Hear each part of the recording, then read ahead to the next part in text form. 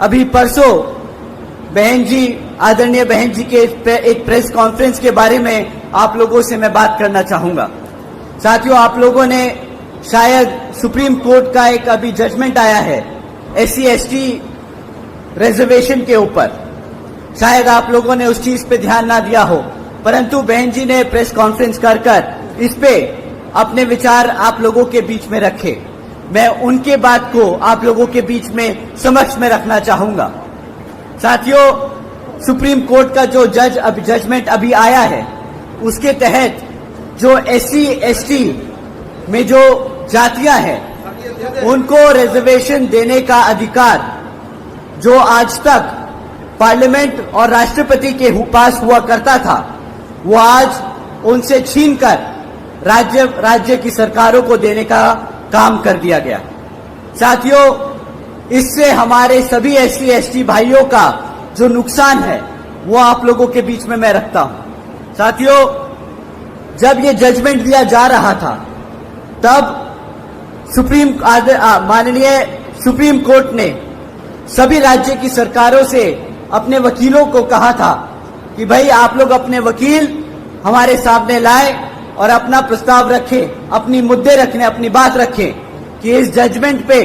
हम अपना डिसीजन ले, उससे पहले आप अपनी बात बताएं कि आपका क्या कहना है। साथियों, कांग्रेस के वकील वहां मौजूद थे, भाजपा के वकील मौजूद थे और उस जजमेंट से पहले किसी भी एक पार्टी के वकील ने उस जजमेंट पे हमारे SC/ST भाइयों का हित में एक भी शब्द नहीं बोला। साथियों, आखिर में माननीय सुप्रीम कोर्ट ने जजमेंट पास किया कि जो आरक्षण की सुविधा है SC/ST भाइयों को, जिन जातियों को सुविधा है, वो अब सुविधा राज्य सरकार, वो जातियां राज्य सरकार तय करेंगी। साथियों, अब इससे क्या होगा, जो राज्य में सरकार सत्ता में है वो अपने मन मुताबिक SC में जो जातियां हैं उनको रिजर्वेशन देगी और अगर चाहेगी तो आपसे उन जातियों से रिजर्वेशन छीनने का काम करेगी। साथियों, इससे ये जितनी भी सत्ता में रही सरकारें हैं, ये हमारे SC/ST समाज के भाइयों में मनमुटाव व